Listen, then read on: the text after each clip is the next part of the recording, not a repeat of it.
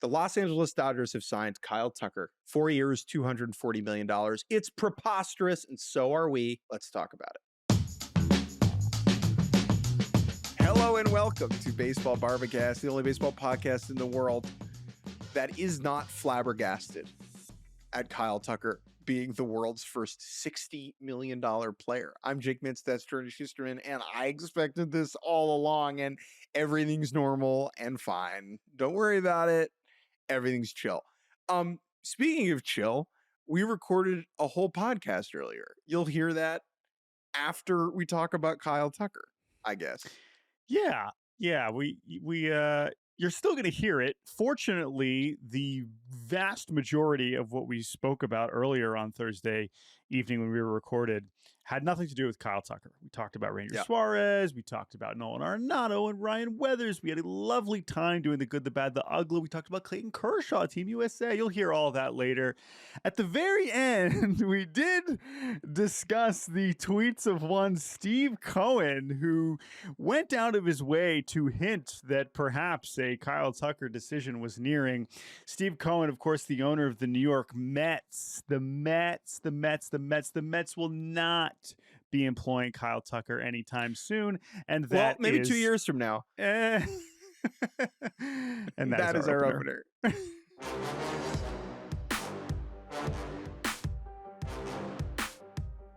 Kyle Tucker, the market's consensus top free agent this winter, has signed a 4-year, $240 million deal with the Los Angeles Dodgers, who, by the way, for those of you who don't know, won the last 2 World Series titles.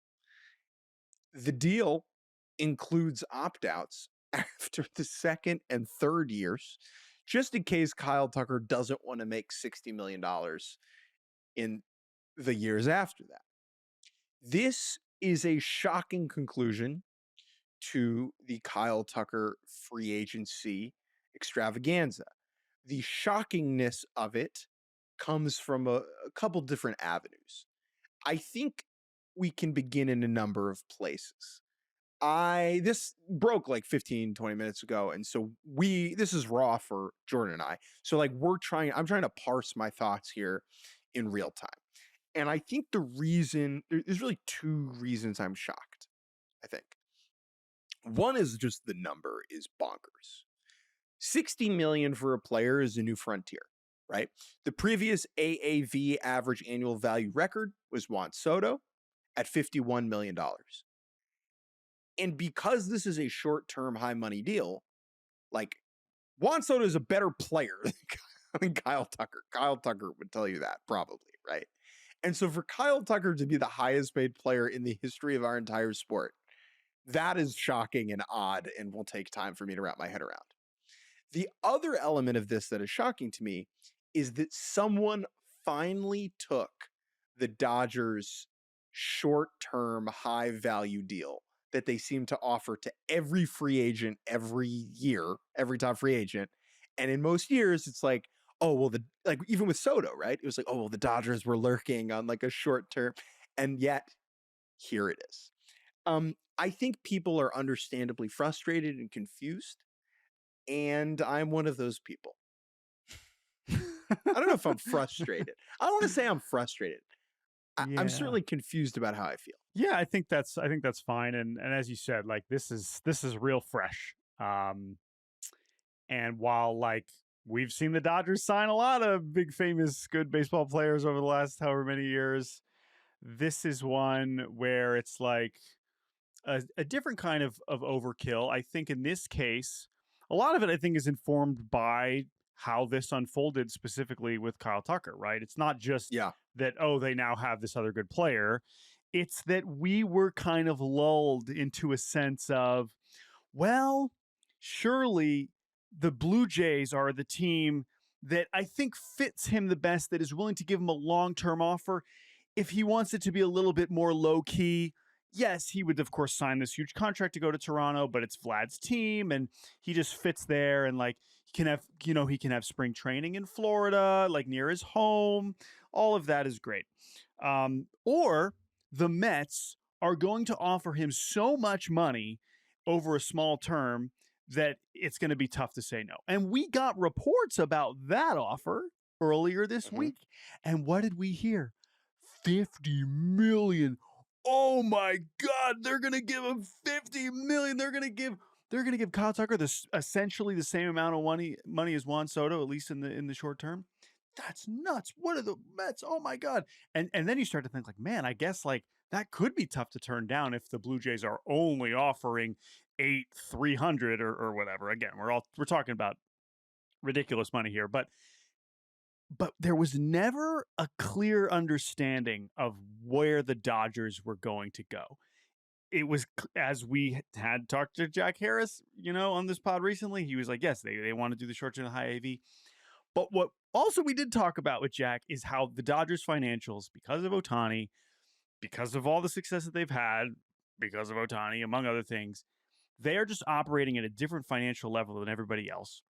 Yes. With the Ohtani deferrals, with Ohtani only making $2 million in annual salary, they are just in such a situation of financial strength that, like, we had no sense of what the ceiling was for what they're willing to offer. They clearly, unlike the Mets, who somehow that offer was leaked. I don't know if that was from the Mets or if that was from Tucker's side. Like, that came out from multiple different sources telling us what the Mets were offering. At no point did that happen with the Dodgers. At no point did we have any idea. We just thought they were lurking. They were in the background. Lurking with this, which is taking Steve Cohen's offer, the richest owner in the sport, and just, smacking it out of the way and saying, nice try, get on our level. That is what is like, oh boy, okay, they really are just in their own universe. They are in their own universe. And I want to fold that into the larger discussion about baseball economics briefly, because it's impossible to discuss this without discussing that aspect of it. The Kyle Tucker fit on the Dodgers is their outfielders actually are not that great. He'll play left. Andy Pages, I don't know. We'll talk about it later. Like, whatever. Kyle Tucker is going to hit in the middle of the order, and he's probably going to be good. Great. What you said about the Dodgers operating on a completely different financial level, I think is really interesting and relevant. Where what the Mets are, which is essentially like Steve Cohen just pouring his own cash into it, is different than the operation itself printing money hand over fist. And that has allowed the Dodgers to act like no other team in the history of our sport. The best example is really European soccer, right? Where you're just going and getting every great player that you possibly can. Real Madrid, right? Real Madrid. you just get whoever you want. And that is why with each Dodger move, I feel as if my own views on how to approach their space within our sport changes a little bit. Because yes, the problem is not pushing the Dodgers. The problem, let me rephrase that. The problem is not pushing the top of our sport down. It's about pushing the bottom of our sport up, right? And the fact that the Dodgers want to spend all this money on baseball stuff is great. But the Dodgers have just broken the scale because of Ohtani and the situation that they have earned to an extent.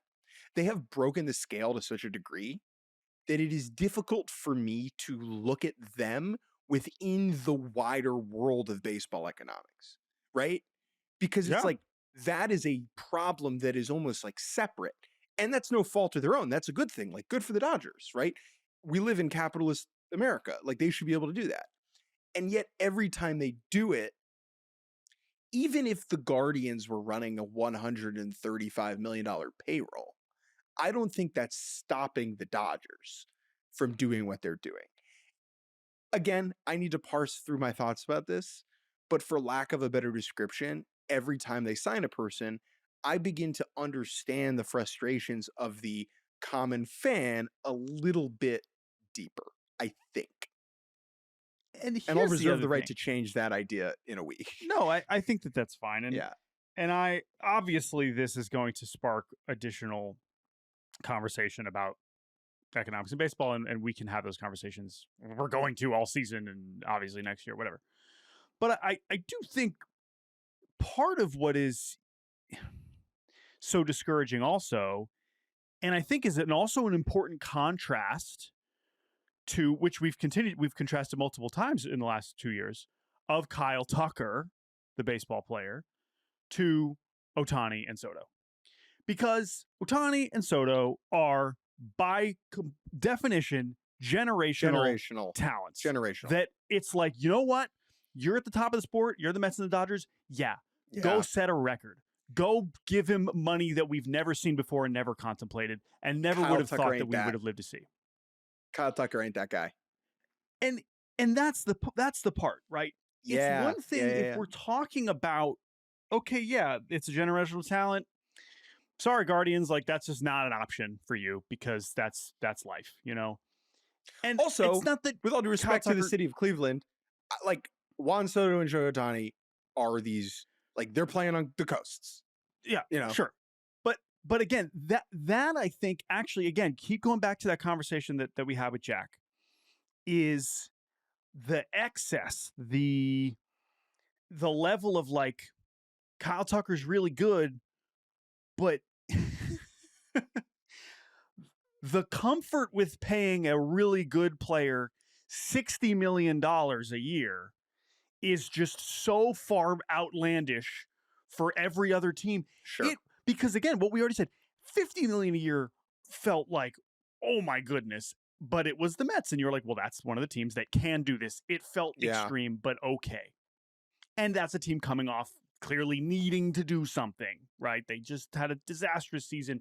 They're reshaping their roster. I could have talked myself into that as more of a baseball move that was needed. But for the Dodgers, who, they kind of have an outfield need right now.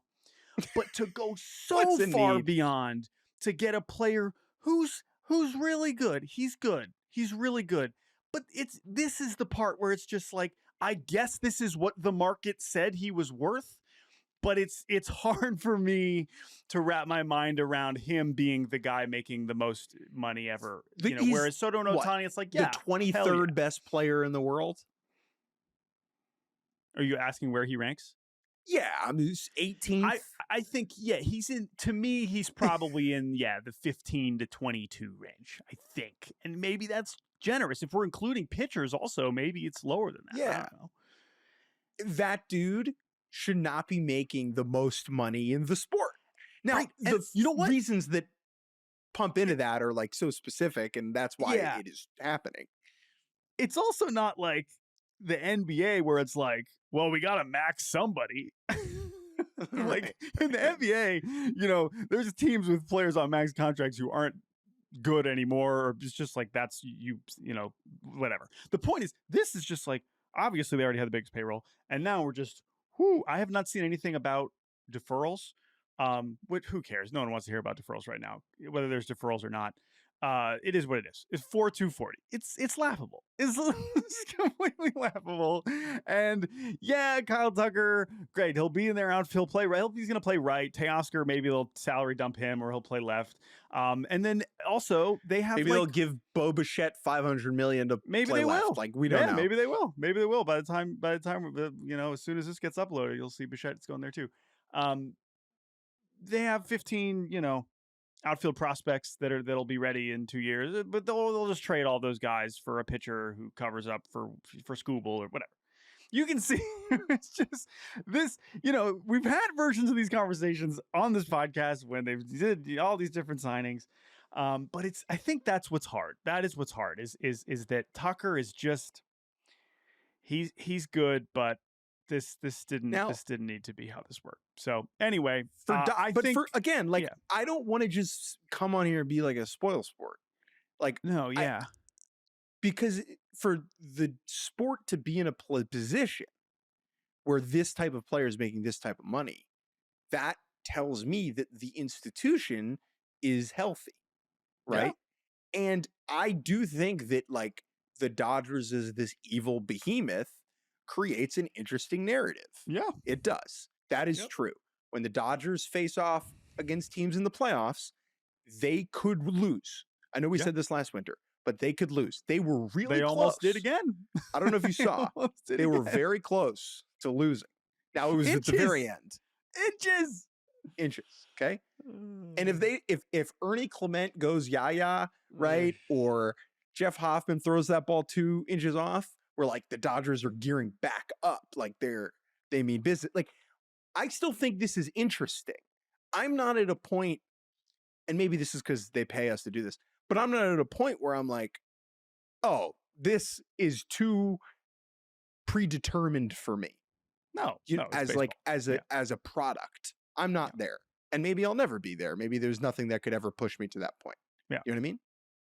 Yeah. And so I do think that there is something compelling about the dynamic, about Tucker being on the Dodgers. However, I do think I just think it's important. I think it's important to just understand why fans are frustrated with this type of thing. Because it is not as simple as being like, oh, well, Bob Nutting in Pittsburgh should spend $50 million more. That doesn't solve this problem. And I do think that it has gotten to the point of it being a problem. It's not a disaster, right? But I do think that something, I'm going to trust my gut here, right? Like, I'm going to trust my gut, and something isn't at 100% here. It's not at 0. Yeah. But like, and the other thing is, like, I know some people might roll their eyes at this, but I do think that the commissioner does care about fan perception. Like, and I think that now we're moving in the direction where if we're not already there, I think a lot of people think we're already there. This is good for the league. Like, this news is the type of thing, and it's not always as simple where it's like good for the league, bad for the union. I mean, it's bad. It's never that simple, right? But like, do I think is it more likely there's going to be a lockout today than it was this morning before Kyle Tucker signed with the Dodgers? Probably not. I don't know if this actually moves the needle in that way, but it does move the needle in terms of fan perception, right? It really, it does. Like, but the question is, like, point. Does the feeling of hopelessness, is the feeling of we can't compete with them mean I'm not going to go to the game, mean I'm not going to buy an MLB TV subscription, like, mean, because that's what the perspective the league cares about. Of the fan. That's what matters, right? That's what, and if you get to that point, then you got some problems. But I don't know. There's a lot of things else involved here, but but then there's like a type of person that's like, oh man, this like ruins it for me. And even though the Dodgers won the World Series, I'm not sure how you can watch the World Series that we just watched and be like, that sucked. You know what I mean? Right, obviously. Like, the product itself is in a good place. And so and again, we've had versions of this before where I always kind of come back to, man, but like when they lose, that's going to be something. Like, I still feel that way. Dude, the Chiefs this year, for people, I'm sure tasted great, you know? Well, whatever. Different. We're not doing other sport comparisons right now, but I guess I already did talking about the NBA maxing out bad players. Anyway, obviously this is all fresh. We're doing our best to wrap our minds around it. And there's elements too, like, but let us know. baseballbarbacast@gmail.com. There we know there's like fans of all teams. There are people I like we're missing believe are smart, who like love the Dodgers, and their opinion is all these other teams are wusses and Viva LA, and if you don't like it, play better, and that's totally fair. And then there are people who I like and respect who are like from small market cities and are like, I feel hopeless, my team has no chance, and I think that that's also valid. And it's just important to hold both of these. Now the question is like, how do you fix this, or how is it a fixable situation or not? That's not my job. That's not your job. Yeah. Right. Yeah. I guess, what is our job? Our job is just to say how we feel about things that happen. I think so. Simply, we're doing our best. So that's how I think I feel about what happened. Mets, Blue Jays, talk about that next week. Like, that's hilarious. Steve Cohen, you look bad. But hey, you'll still hear us laughing at him later on in this show. So for now, we will stop yapping. You'll hear from us next week. But good news, you got a whole other podcast that you get to hear now, talking Ranger Suárez, talking all kinds of other stuff. So we'll stop here. Thank you for listening to our earliest thoughts to Kyle Tucker signing 4 years, $240 million. Kyle Tucker. He's pretty good. Okay. We'll be right back on Baseball Barbecue. Ranger Suárez to the Boston Red Sox, the Boston Red Sox, for 5 years and $130 million.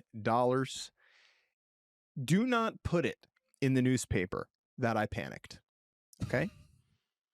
I did. This is a pivot. 'Tis not a panic. We came on this very program earlier this week, and we shook our fists at the sky and said, Boston Red Sox, you missed out on Alex Bregman. You should be ashamed of yourselves. If you don't do something to fix this, I'm going to yell at you, right? That's effectively what we said. And then they went out and they did something. And guess what? Now I'm going to criticize them for panicking because I can do both of those things. Oh, well, there's a lot of different angles to this one. Is it a panic? Is it a pivot? Or was it the plan all along? Now, we have not heard directly from Craig Breslow yet. This signing has not gone official at the time we are recording this on Thursday evening. However, as I wrote about in my reaction to this at Yahoo, which you can read, I did, think back and be like, well, when they started this offseason, they did say, we are going to add a co-ace for Garrett Crochet. We want someone that can start a playoff game, that we feel good about starting a playoff game. A couple weeks after Craig Breslow said that at the GM meetings in November, they traded for Sonny Gray. At which point we were all looking around like, well, Sonny Gray is certainly paid like a co-ace. That is a hefty salary for the accomplished right-hander. But is he really someone we're thrilled to give the ball to in October at this point with the profile that he said? Like, I think at the time, I liked that move a little bit more than you did.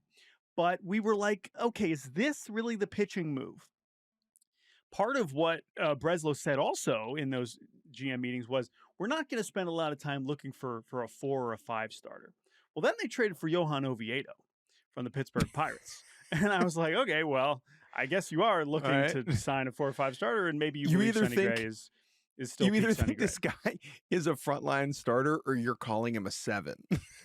Right. So anyway, we're not looking for a back end guy. We're looking for worse than that. So they get Gray and Oviedo, and there's like a lot of like Red Sox pitching discourse, right? And they get Wilson Contreras, and you're like, okay, but then all the focus shifts to Bregman. So we're not really talking about the pitching anymore, because the depth chart, while maybe it still looks like they didn't accomplish that goal of getting a number 2, there was a lot of pitchers there, and all eyes were on Bregman and whether they were going to be able to retain Bregman. So that's just what we're talking. We're not talking about Red Sox pitching as it becomes January, and we're looking at Bregman, And seemingly, as soon as Alex Bregman decided, I'm going to be a Chicago Cub, the Red Sox were like, well, we have mentally decided that we are capable of spending money. We are capable of going past the luxury tax, and we are the Boston Red Sox. We can give out a 9-figure contract. Of course we can. Who are we going to give it to? Bo Bichette sure looks like he's not going to come here, and that's going to cost more than Alex Bregman, so that doesn't seem feasible. Oh, hey, wait a minute. Didn't we say we wanted to get a number 2 starter? And the pitching market has not moved really at all in free agency since Dylan Cease. And Ranger Suárez is out there. By the way, Framber Valdez is out there. Why don't we just do that? Who's Ranger Suárez's agent? Does anyone know? Could we get him on the horn? How can we get a hold of that guy? And then they're like, Boras. It's Boras. Oh, ooh. Hey, Scott. Remember us? Listen. Got anything else lying around? Don't worry about that. But listen, this is why Boras is Boras, right? He's probably like picks up the phone and he's a totally different guy. He's like, what may I interest you? What can I do you for? A left-hander with a 1.48 career in the postseason? And Craig Breslow's like, why, yes, absolutely. Yes, let's you make can. it happen. In the way that hitters are like, gotta flush it. Boras is like, I got to flush that last conversation I had with whatever GM there is, because there's only 30 of these people, right? He's got to get right back on the horse. Well, not just there's only 30. There's a much smaller number that's going to give out a 9-figure contract. And that are playing in that deep end of the pool. And that's what he was, of course, seeking for Ranger Suárez, who was his top pitcher client remaining. And here we go. 5 years, $130 million, straightforward. No deferrals, no opt-outs, no trade clause, which we know the Red Sox weren't going to give Ranger Suárez if they weren't going to give it to Alex Bregman.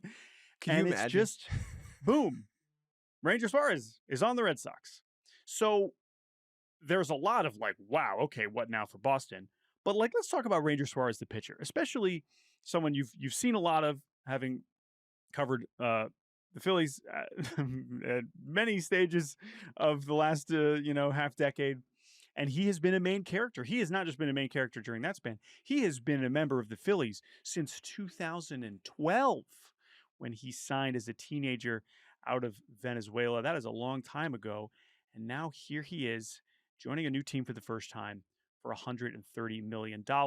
And as I wrote about, there are some metrics where you can sort your Fangraphs leaderboards and do your stat heading and be like, hell yeah, Ranger Suárez, that guy, absolutely. It certainly is not quite Garrett Crochet from a visceral stuff. It's like, sure, but this is a different kind of frontline starter.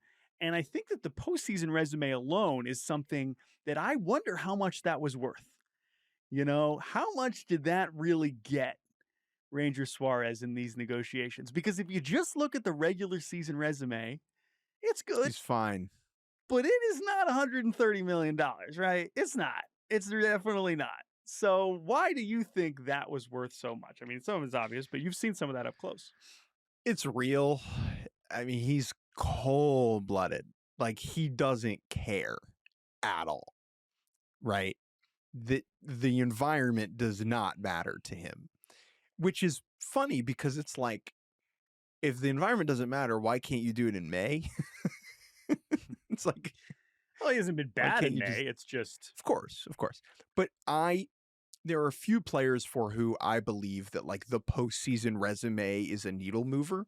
That's just because there is a small sample there, and not every pitcher has the opportunity to prove that they are that, right? Think about like a guy who just never makes the playoffs, right?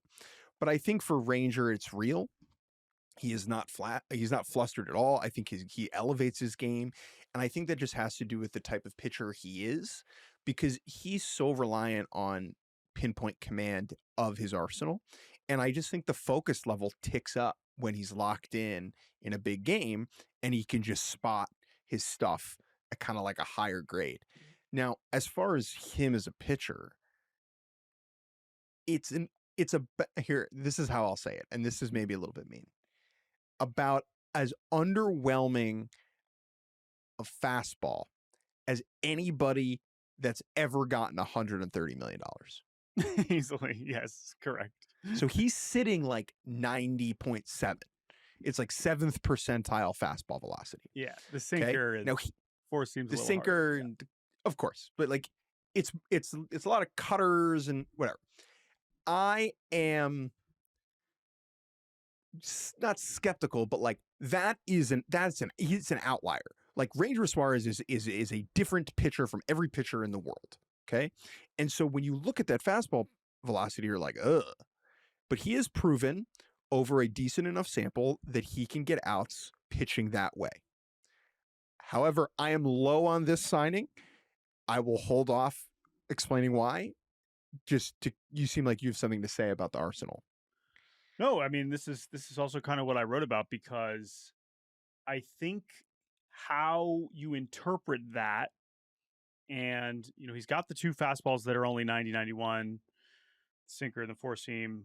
The changeup and the curveball are both like elite secondary pitches, and how all those clearly play off of each other. His walk rates are low, but normally when you think pinpoint command, you're thinking like a Brian Wu, or like even now what Scooble is, where you're like never walking guys. It's not necessarily Suárez.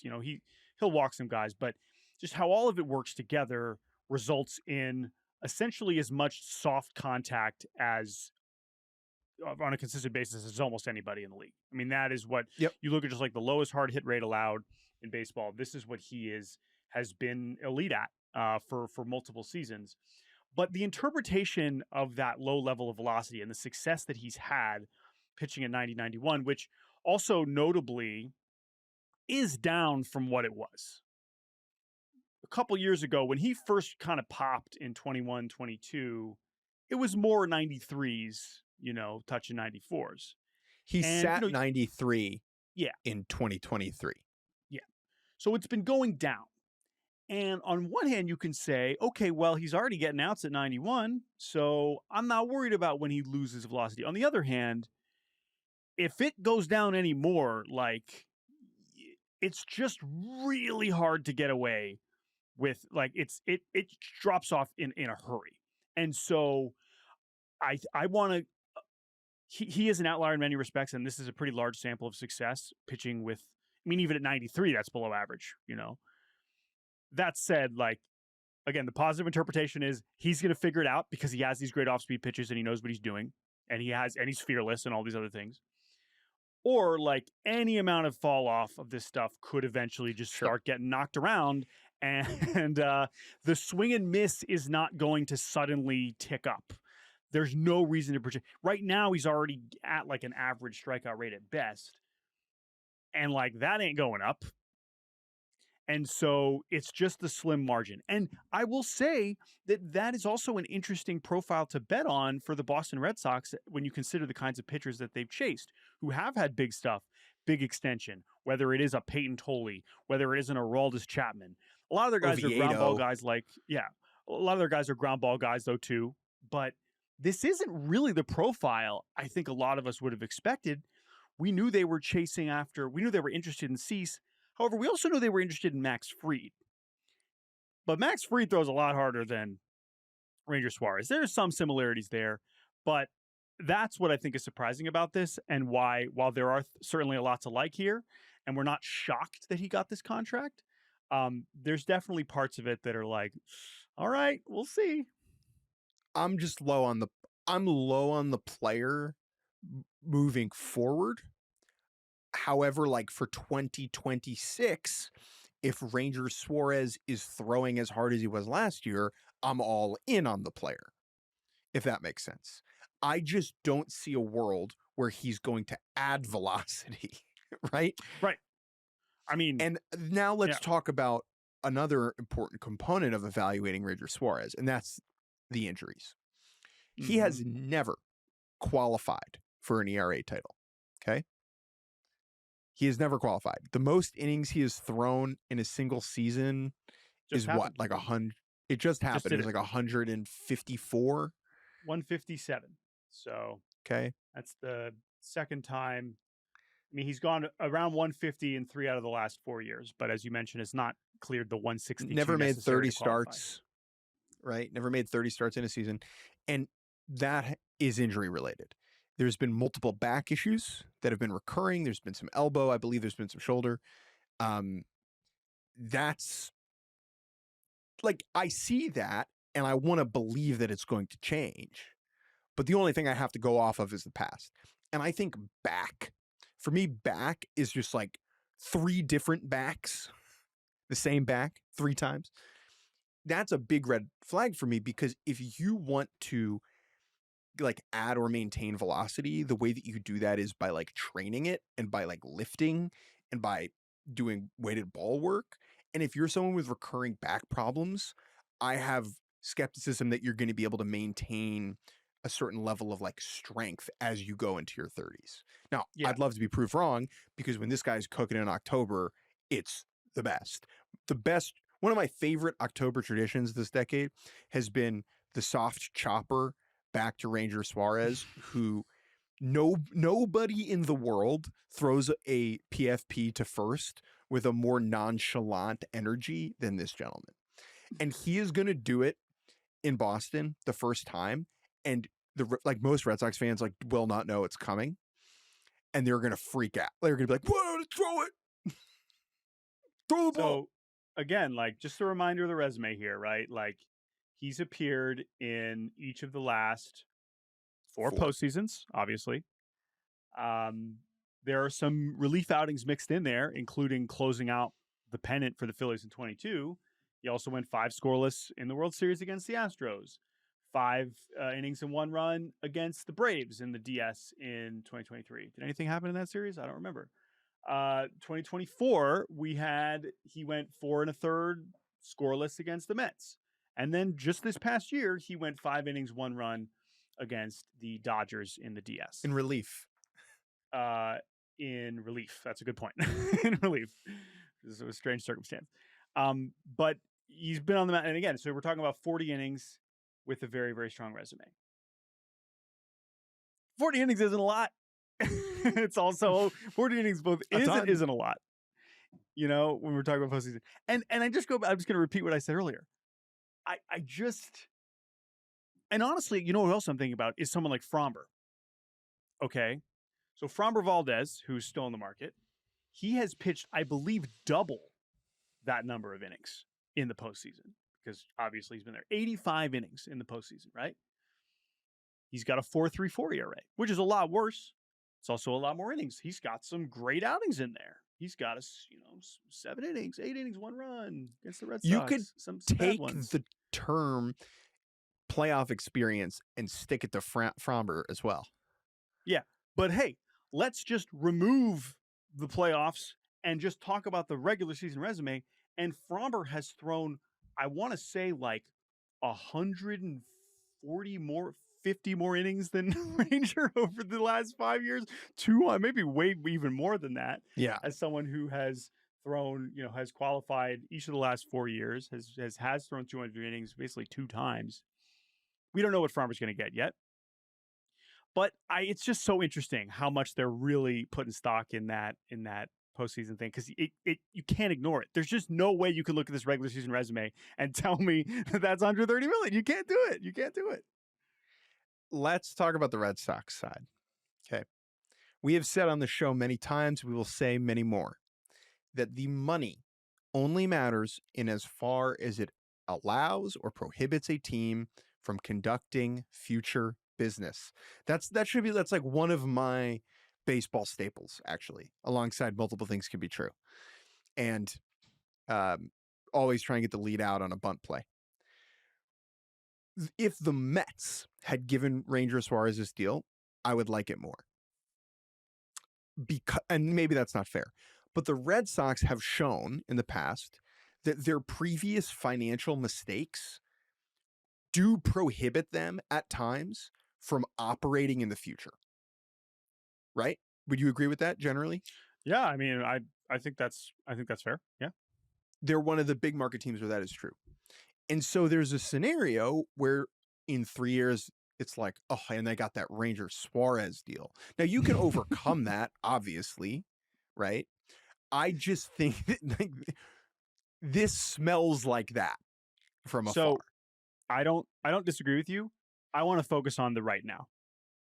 Because to me, this is also a continuation of the other trend, Red Sox involved trend that I mentioned when we recorded earlier this week, which is just this group of players does not work together. This does not solve the problem. The Ranger Suárez addition makes them better in 2026.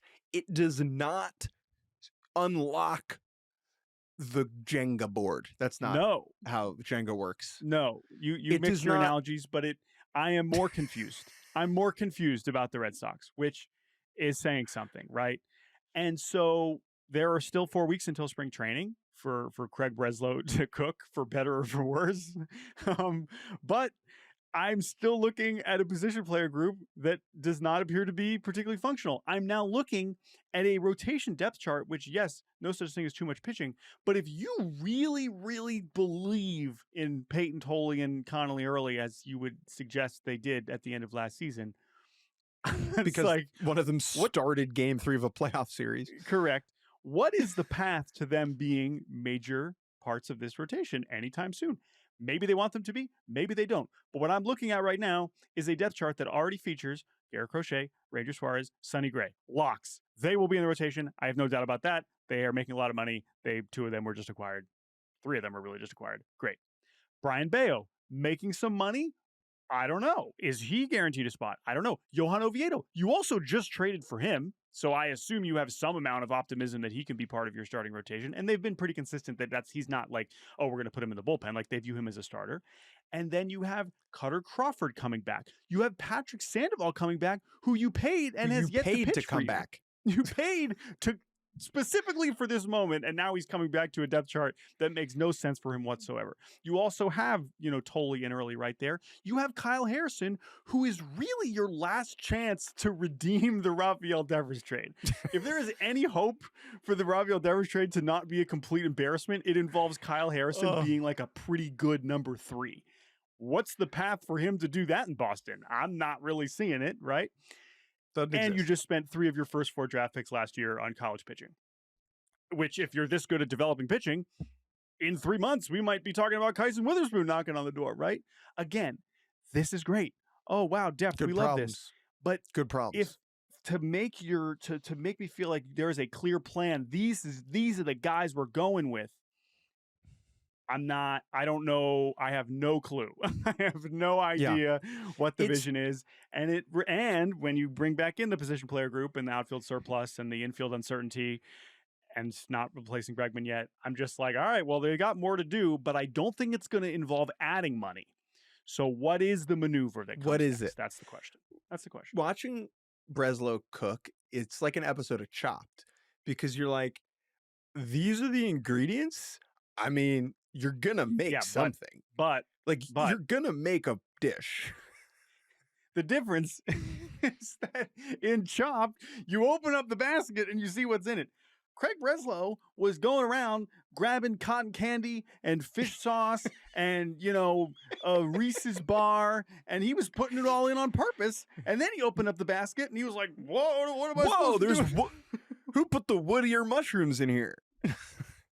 Right? You did. Who put the scallops in here? Okay, fine. Okay, fine. You didn't put Yoshida in there. I agree. You're right. Sure. You did not put Yoshida in there. Yoshida was already in the basket. I accept. You got to work around the animal crackers. That's okay. A lot of the other things, Craig, you put in the basket yourself. So how are you going to make a meal that is delicious for the good people of Boston? And stay tuned. Again, we've said this before. As neutrals, can't wait to see how it turns out. It's fine. It's great. You're going to give us more stuff to talk about. Love that. I'm so entertained. Like the first couple scenes of this movie, I'm in. I'm freaking roped in, dude. Stick the landing. Last point, then we'll go to Scobo, and take a break. It's been a little Red Sox harsh here, a little down on Ranger. We can take a moment and just appreciate, like they did throw some money around. Good. They did it. Red Sox. They did it. Just the way that we just complimented the Cubs earlier this week. Good. They looked at the CBT line and said, screw it. We're the Red Sox. All right, boom. We're going to go well past it. Well, and maybe they're still operating. Okay, we got to stay below this threshold. We don't want to. Okay, fine, whatever. But you have now pushed your payroll, which includes a lot of contracts that you don't particularly like, to, I believe, what is now 6th highest in baseball. Good, as you should. So hat tip there. How it actually all manifests into a functional, good major league team. Long way to go before we figure that out. Okay. Not my problem. Scobo time. Scott Boras, as we mentioned, has managed to land yet another 9-figure contract for one of his clients. 5 years, 130, not complicated. Is this a win? Is this a draw? Is this a loss for the Boras Corporation coming into this grading? 15 wins, 4 draws, 10 losses on the winter. What do you think? So it's in line with the projections. Yeah. I still would call it a win. Okay. Not a draw. Because it is so connected to Bregman. And I think it is so connected to him having both of these players. Do you believe that if, Ranger was represented by a different agency, it would have signed so quickly afterwards? Yeah, maybe. I don't know. And I've obviously been thinking about this with Bellinger too, but I don't want to grade that before we get there. Again, you got a guy who's never qualified for an ERA title, $130 million. Yeah. But I think he's armed and Rangerous, so I think it's just a win, man. All right. It's not a blowout. It's not a blowout. Win's a win. Okay, think about it this way. It's a wall scraper. This morning, This morning, though, Ranger Suárez woke up pleased that he chose Scott Boras to represent him. Yeah, of course. Yes or no? Yeah. Yes. it's not, to me, we got to hold a little bit higher of a standard than that. But it's fine. I think it's okay. It's not a loss. No, I'm not. Of course not. I'm just like, I'm not. Look, I'm harsh I on didn't see Scott. this. I didn't see this contract and was like, damn. I mean, the Red Sox component for sure, but again, like you kind of did, yeah, it's fine, yeah, valid. I mean, he's younger. I know he's younger, and that helps. But like, still, I think it's a win. All right, 16 for 10. Scott Boras Top has of now the negotiated table. over $800 million of contracts with Cody Bellinger, Zach Gallen, and Brendan Rodgers still left. All right, we're going to take a break. When we return, Ryan Weathers, New York Yankee. We'll be right back. And welcome back to Baseball Barbacast. Let's go around the league.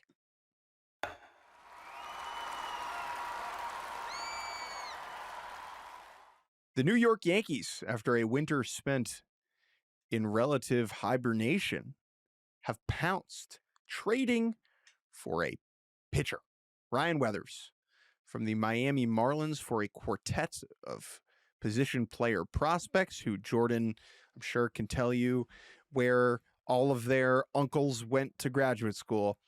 But I'm going to focus on Ryan Weathers, left-hander from the Marlins, originally drafted by the San Diego Padres in the top 10, debuted very young. Like, I think he debuted like in 2020 and then like pitched in the postseason as like a 20-year-old. He made his debut. Major league debut in the playoffs. He's had some injury issues since then. Hasn't really been able to string a full season together, but since going to Miami, has added velocity in a way that is incredibly intriguing, but also probably tied to the fact that he can't stay on the field, because that's how velocity works. For the Yankees, it's an interesting addition considering where their rotation is at. Garrett Cole, Carlos Rodon, Clark Schmidt, all on the IL, all getting back at various times next year. It's probably going to be Rodon, Cole, Schmidt in that order. The rotation as it stands right now would be Max Fried, Cam Schlittler, Luis Heel, Will Warren.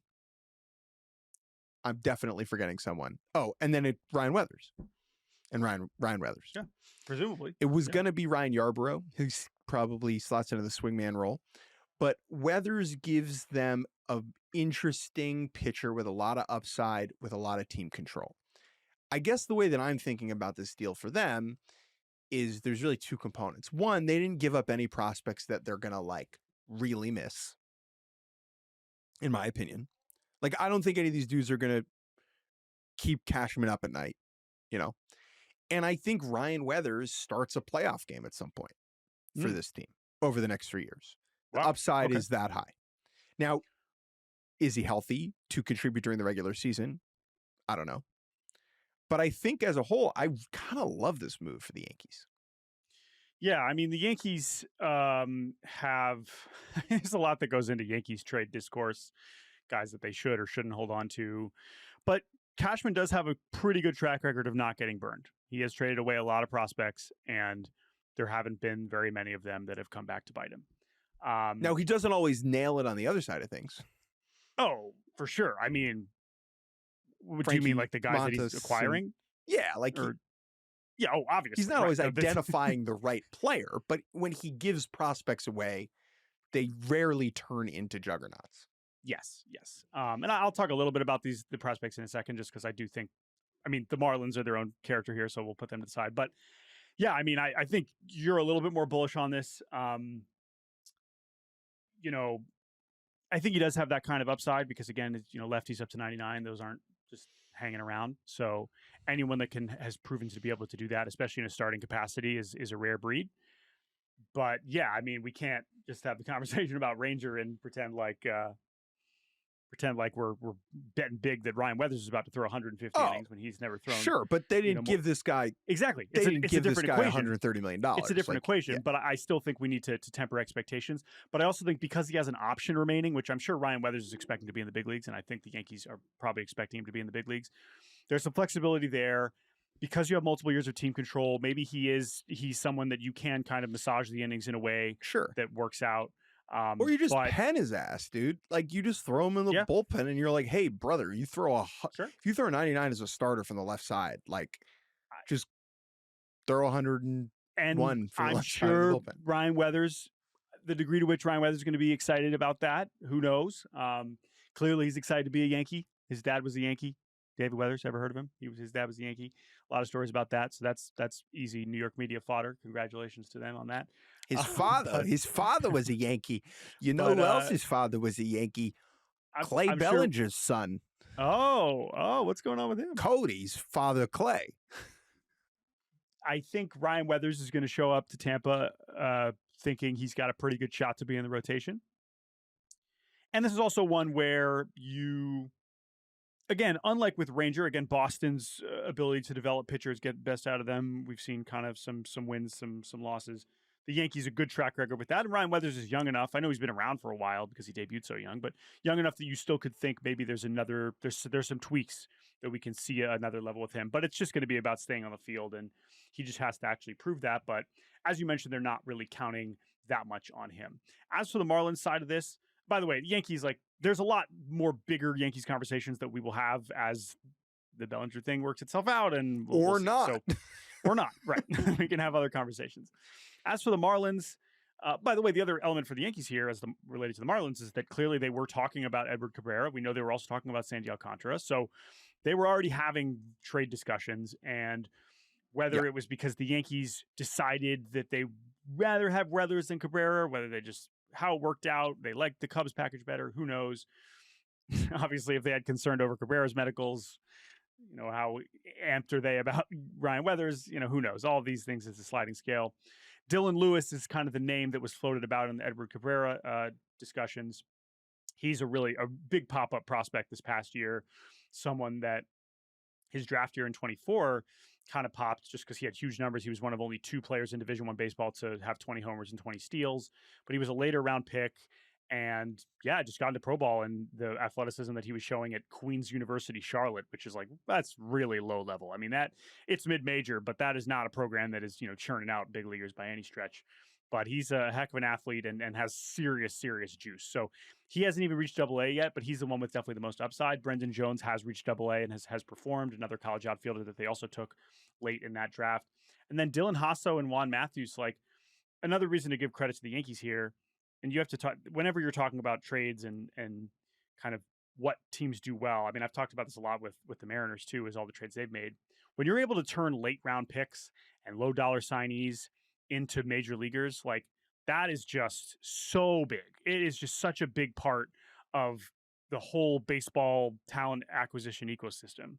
And if you're able to take, Dylan Lewis and Brendan Jones, and less than 2 years later, turn them into a really useful major league pitcher, that is a huge credit to their player development, to their scouting, all those things. But I think the most important part about this for the Marlins is we're clearing room for the next wave of fight and fish. And most notably, that includes 2 left-handers who I think we could see this year as rookies, Thomas White and Robbie Snelling. Snelling was terrific in AAA this past year. He's a guy that they got from the Padres in one of their Padres trades. But also... the Padres trade? Oh, yeah. Yeah, he was in that Padres There's a lot of former Padres he was in the out there, floating out there. Robbie Snelling is one He of was them. on the Padres. Yeah, Basically, Thomas White is a... We talk about Cashman doesn't get burned. Preller will get burned. Well, He'll get burned. And he'll touch the stove. He's made a lot more trades. But Thomas White, though, is homegrown, and that's relevant because I think now as we start to prepare to talk about the Marlins this season, it really is remarkable, the makeup of this roster, which is one, I mean, as appropriately, Peter Benning's coming from the Rays, is so many trades. It is so many. The whole team is what now we're going to be. Owen Casey's going to be part of this. Maybe Dylan Lewis is at some point. But you look at, and yes, Yuri Perez is signed there. Obviously, Alcantara, previous regime. They do have some homegrown guys still with Max Meyer and Braxton Garrett, but the whole lineup, the entire lineup is trades and recent acquisitions for the most part. Whereas maybe we'll start to see some other homegrown guys or catcher Joe Mack, coming this season. But a lot of guys now, it's just this is Bendix's team, man. And I bet he's looking at Thomas White and Robbie Snelling and be like, you know what? I bet these guys could be just as good as Ryan Weathers this year. So let's just trade Ryan Weathers for some more prospects and move forward accordingly. So I'm That's excited to about the Fish this season, and we'll see how bullish we are once we get to season preview time. From a bunch of Marlins prospects to someone who was never a Marlin, but was a prospect, Nolan Arenado on the move. C- for the transition. The Arizona Diamondbacks have acquired Nolan Arenado from the St. Louis Cardinals in exchange for not having to have Nolan Arenado on the Cardinals anymore. That package includes right-handed pitcher Jack Martinez, Division III baseball legend, and the Cardinals will cover $31 million of the remaining $42 million over the next 2 seasons. So just think about this way, with all due respect to Jack Martinez. This is the Diamondbacks signing Nolan Arenado for 2 years and $11 million. Which, if you put it that way, yeah, good deal. Get it. I mean, like, we knew that for the Cardinals to be able to finally trade Nolan Arenado, first they would need to find a team that wanted a aging third baseman to be their third baseman, and I think we just need to briefly for people who have not understandably thought about Nolan Arenado in a number of years. Or at least since the last time we talked about him in an offseason, because I'm pretty sure we probably said his name how many times during the season last year? 3 ever. 0. I said the Cardinals were the least relevant team of 2025. I stand by that. But okay, they're in Nolan Arenado. So how did we get here? Rockies icon, incredible Rocky. Right, we know all this. He leaves the Rockies after putting up basically 40 wins, goes to the Cardinals, in part because he wants to play in the playoffs, and the Rockies are headed downhill. Well, Rockies sign him to an enormous extension, and then the pandemic happens, and then it becomes clear the Rockies are about to be horrible for a long time, which essentially coincided in the Rockies salary dumping Nolan Arenado for not a whole lot. Sorry, Austin Gomber. And so that was already like, oh my God, the Cardinals got Nolan Arenado for not very much. But also it was like, okay, Nolan Arenado gets to go to the Cardinals and he gets to win. Cardinals, they win. That's what the Cardinals do. He doesn't have to worry about this team going into some sort of rebuild. Surely not, right? Right? Oh, okay, maybe not. Things kind of fizzle out with St. Louis. He plays fewer postseason games with the Cardinals than he does with the Rockies. That's bleak. Shouts out to Jake Shapiro on Twitter for that nugget that made me sad. His 2022 in St. Louis was like amazing, and I had forgotten about the best year of his career. Park adjusted. Finished 3rd in the MVP, 8-win player. Yep. But Nolan Arenado, unfortunately, is not very good anymore. Not very good. It started to really anymore. Trend. His OPS last year was 666. Maybe that's, Cardinals Devil Magic's last gasp as he heads to the Diamondbacks. He's a above average defender. He was once the greatest in the world. He is merely pretty good now. He does not need to carry the Diamondbacks offense. Certainly not. He is going to play third base most of the time, and he's going to hit 7th or 8th, and that is going to be great. He's a good dude to have around in the room. And for this price, it is an absolute no-brainer for the Arizona Diamondbacks. This is not a needle-moving move. Maybe when I have to write about the Diamondbacks in the World Series, I'll be like, everything changed when Nolan Arenado showed up on day 1 of spring training. Maybe. This is a good ad, great supplementary piece like this. No further thoughts, Your Honor. I agree. I'm optimistic about this. I think injuries and just the vibe of being on the 2025 Cardinals really sapped his production last year. And if he can even get back to what he was in 24, when he was like slightly above league average, that would be awesome for this Diamondbacks team for this price that they're getting him. So yeah, I like it. I'm really in on it, and like way cheaper than signing Alex Bregman, which obviously would have been better than Arenado, but for their situation, they still need to add more pitching. I like this for Arizona a lot. If you're wondering what it means for Jordan Lawler, so am I, but we will just let that situation work itself out.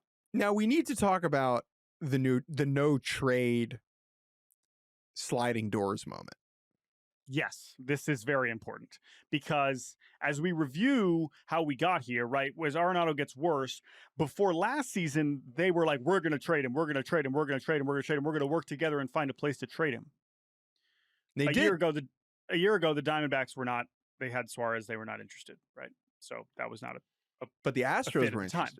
But the Astros were interested because they didn't have a third baseman because Alex Bregman they have too left. many. They agreed to a deal. They agreed to a deal. They said, hey, dude, we're going to send you to the Astros. And it was early enough in the offseason that for some reason Arenado was like, I'm not ready to make that choice yet. Surely someone will trade for me before spring training. Well, guess what? They didn't. And so he was just stuck on the Cardinals. And because he was bad, he wasn't getting traded at the deadline either. No. So here we arrived again to the offseason, and we did this all again. And it took a while to really figure out if there was going to be a team. And, I guess the Diamondbacks ended up being a great fit. But it is, think about all the things that have happened because he said no to the Astros. I mean, that is just a huge, huge what if. Carlos Correa. Like, Carlos Correa is not on the Astros if Nolan Arenado doesn't say, I need another couple days to make this choice. But go back farther, because why is Carlos Correa on the Astros? Because Isaac Paredes got hurt. Why is Isaac Paredes on the Astros? Because they traded Kyle Tucker to the Cubs for him. So it really is an astonishing, that is really something to think of. We'll never know, but very strange. And I would love to know why he said no to the Astros, because I still don't think we have a clear answer about that. We got more Team USA. We are running out of spots, folks. 2 more additions on this Thursday. Alex Bregman at his Cubs introductory press conference is like, yeah, I'm playing for Team USA. I actually didn't watch this live. I wasn't sure if did you see, because I saw Jed answered in a question talking about why Alex Bregman's so awesome. He was like, yeah, and Alex came to us and he told us, like, yeah, I'm going to play in the WBC, but don't worry, like during spring training, I'm going to come in early, get my work, be with the guys. And I was like, wait, is that the first we've heard that Alex Bregman's playing in the WBC? So I'm not sure if Bregman said it earlier in the press conference, or either way, this was the first we heard of it. So now we add another infielder to an infield that already includes Bobby Witt Jr. and Bryce Harper and Gunnar Henderson and Bryce Turang and Ernie Clement and so on. The other Team USA edition does not provide free agent, also a free agent. But he's not another free agent. Does not provide surplus, because Team USA before this ad did not have a retired person playing for them. Clayton Kershaw has joined Team USA. This is amazing. I am horrified for him. It's funny because, like, he's not going to go to spring training with anyone. So he's going to, like, straight to Houston. Or I guess they train before they train in Arizona. Before the pool like he'll meet them in Arizona. Yeah. I wonder if I see him at Dodgers camp is going to be really what's interesting. This is a well-deserved career achievement award. He wanted to play last time in 2023. He had like an injury issue that meant he couldn't do it. At some point during the pool play round, Team USA will be up 9 runs on somebody. And when they do that, someone has to pitch those innings, right? And that's going to be Clayton Kershaw. And that's fine. Clayton Kershaw is not going to throw an important pitch in the WBC. He knows that, okay? He's very self-aware. He would not want to. He does not want to do that. He's going to, I don't remember who's in their group, but like, I'm about to tell you. He's going to throw 3 innings of relief against, like, Bulgaria or whatever. It's Brazil, it's Great Britain are the 2, and then Italy. That's the funniest. Bring him in to face Vinny in like the 8th inning if left they're on blowing left out in Italy. Would be very funny. But yes, I do not anticipate Kershaw pitching in any meaningful game, and it's possible he does not pitch at all and he will just get to hang out. That's also fine. You know what, Jordan? Today is International Signing Day. There's a lot of interesting things there to talk about. Well, I'll give you the floor.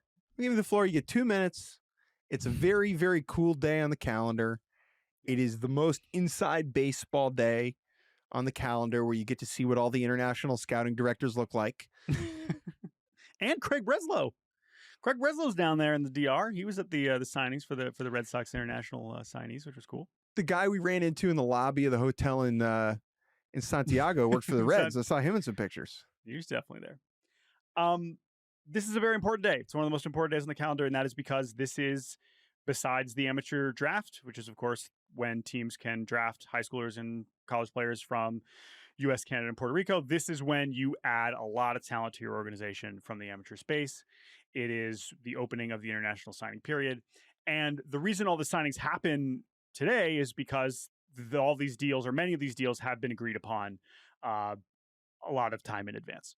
That is obviously, in some cases, a conversation that is a little bit less savory than we prefer, but it is also a reality of it. But it also allows for what is a very cool thing, which is a day that these kids have been looking forward to for a long time, which is to start Multiple their professional, their professional journey and sign a contract for life-changing money for these kids, whether they grew up in Dominican Republic and Venezuela. Obviously, as we talked about with Eric Longenhagen recently, there is also this kind of shadow of the political crisis in Venezuela kind of looming over an enormous portion of these players, including a couple of the players at the top of the class, Luis Hernandez signing with the Giants, Francisco Renteria signing with the Phillies. But for the most part, it does not seem like that situation has impacted the experience of these young players, which is, of course, encouraging. It is still something we will continue to monitor in the coming months. But thankfully, these kids and their families have able to have this opportunity to sign contracts and start their journey with life-changing money. And I mean, it's very simple. Like, these players are just look around the game. I mean, the fact that a huge percentage of the best players in our game are coming, a lot of Z's at the end of names. Days like today. Okay, that's why it matters. And not all of them signed for the biggest bonus, right? Jose Ramirez didn't get a lot of money. Junior Caminero didn't get a lot of money, relatively. Juan Soto, Vlad Jr., they got a good amount of money. So you don't always know which of these guys are going to turn into the best players in baseball and eventually sign for hundreds of millions of dollars. Teams don't know. Teams don't know either. And I would encourage everybody to go read what Eric Longenhagen wrote at Fangraphs to really preview kind of the whole scope of this year's class and the situation. So a lot of interesting things involving one of the top players, Edwin Díaz, again, who is now a Met instead of a Yankee because the Yankees fired their international scouting director 2 months ago. That is very compelling and worth its own conversation. But I just wanted to acknowledge that it always just makes me smile to see these guys start their careers. And you will be looking back at some of those pictures in a couple of years and be like, oh, hey, that guy, that guy only got $700,000 and now he's going to debut at age 20. Like, yeah, that's how this works. So it's a cool day and congratulations to everyone signing contracts today. It is very exciting. It is good. You know what else is good? A bunch of other stuff. Let's do it. The good, the bad, and the ugly.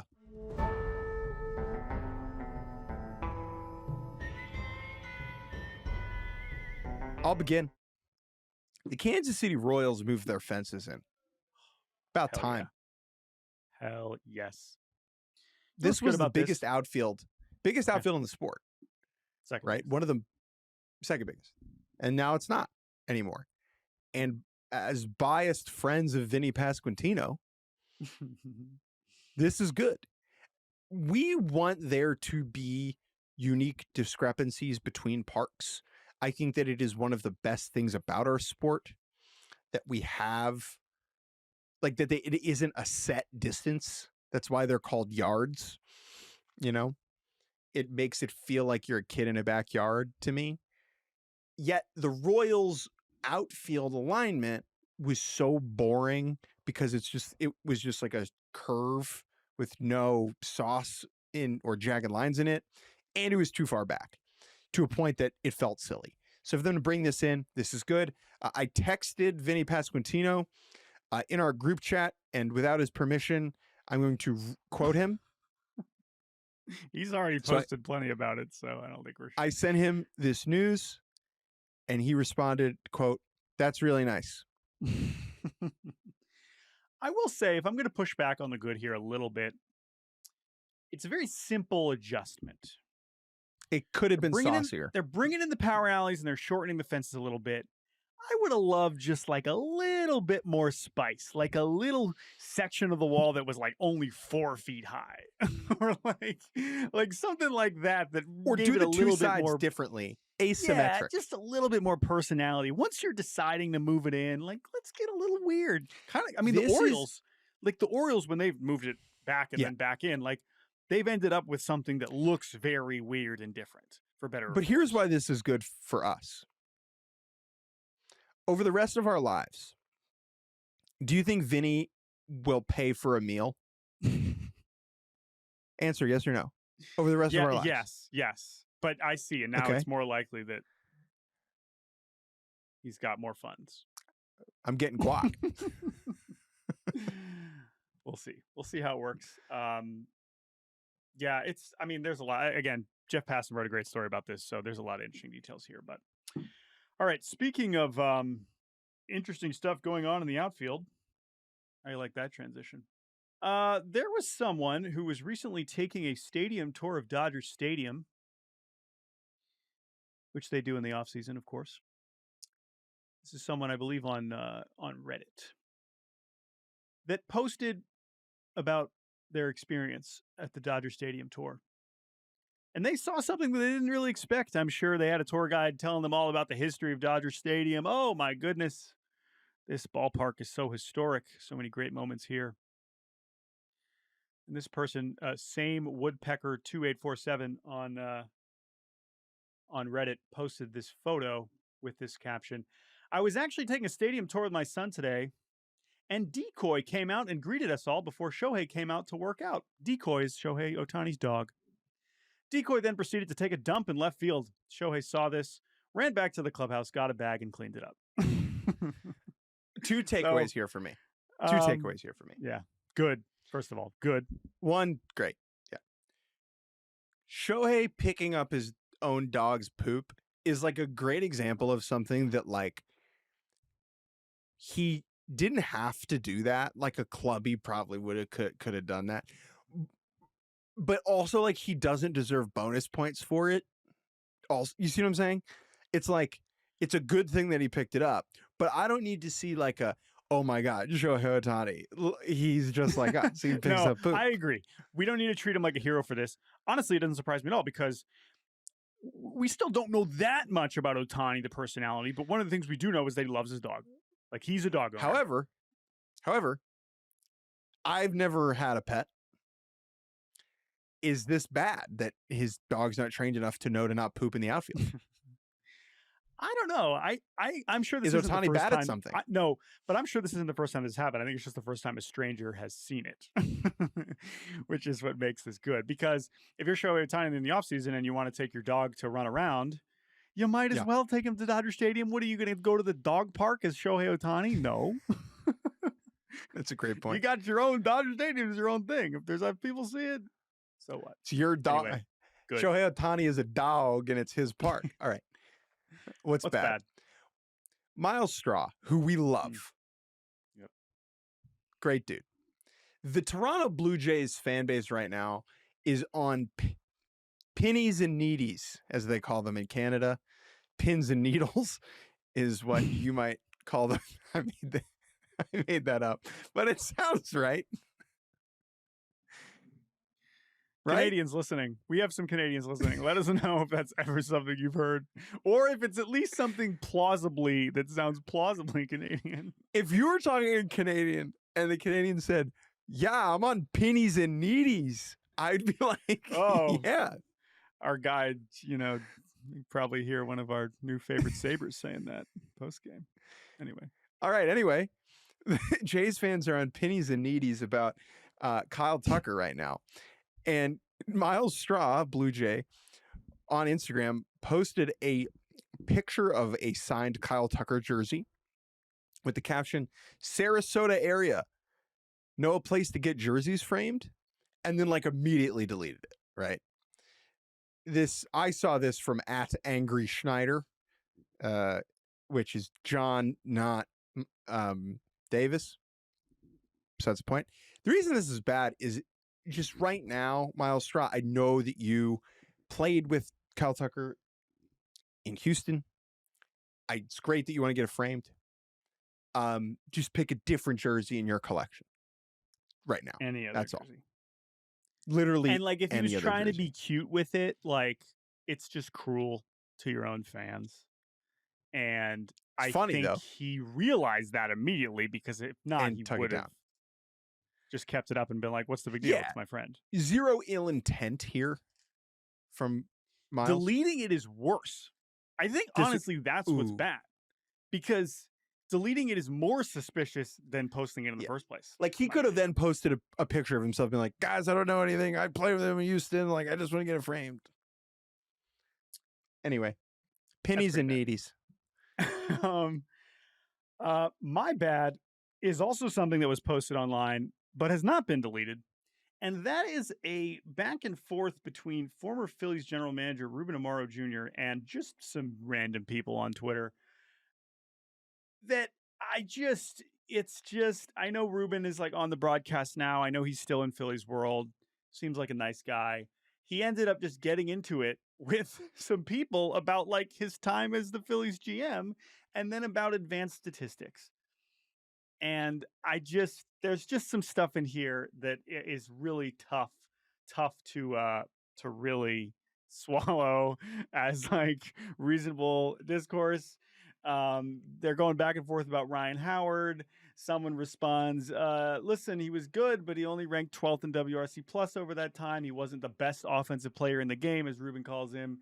Ruben responds, quote, if you give a crap about WRC whatever, to me it was about driving in runs, scoring runs, producing runs, and winning games.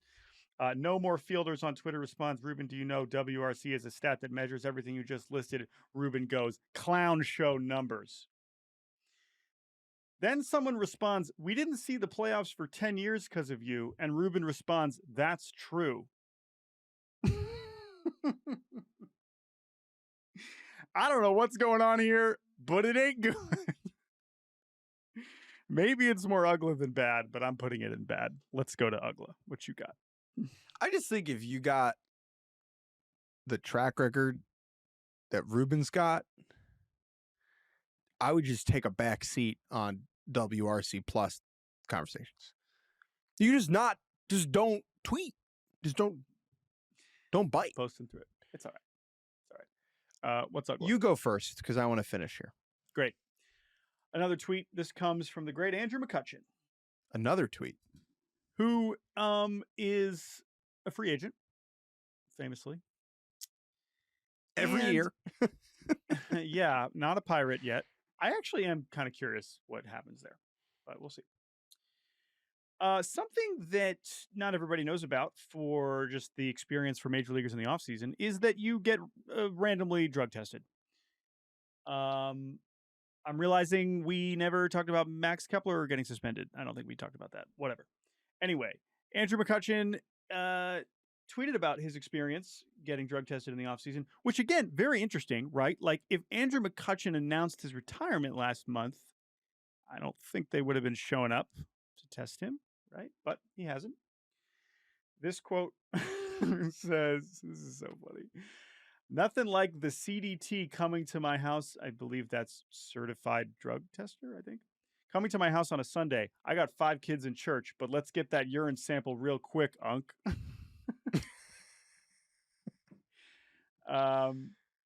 Then he gives an update later. Update, I didn't give enough of a urine sample, so I'm currently outside in this Pittsburgh weather shirtless to see if that will speed this process up. I live for this. And then he followed it up. Update, that worked. So Andrew He's McCutcheon a great has successfully tweeter. gotten drug tested. Best Twitter account we have in the game. Thank you to Andrew McCutcheon. Uggla. We have a tweet live 26 minutes ago during the show. Jordan has not seen it yet. This is my Uggla. Stephen Cohen, the owner of the New York Mets. He just not tweeting a lot anymore. He's kind of turned it down. I thought he deleted his account. I thought he was like, he's totally back, off. I guess. Oh my he hasn't tweeted since December 19th. Okay.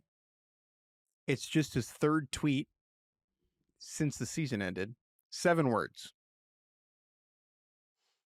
Let me know when you see smoke.